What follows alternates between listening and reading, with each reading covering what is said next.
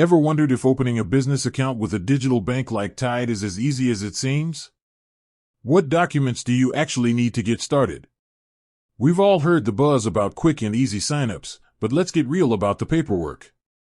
Today, we're diving into the nitty-gritty of what's required to open a Tide account, so you can be prepared and get your business banking sorted without a hitch. The good news is, for most people, the process is pretty straightforward.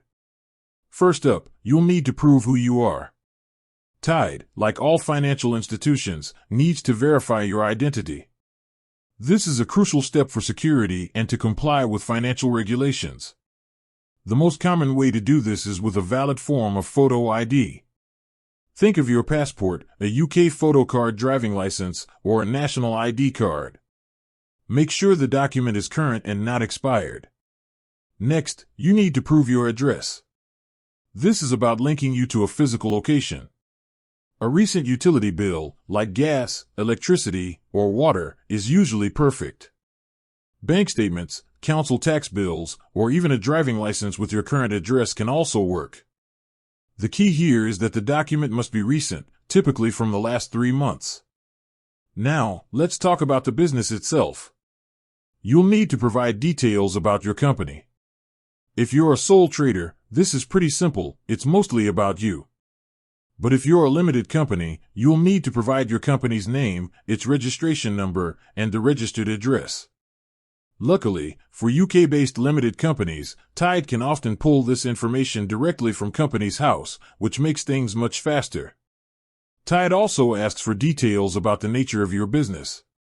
Be ready to explain what you do, where your income comes from, and who your customers are.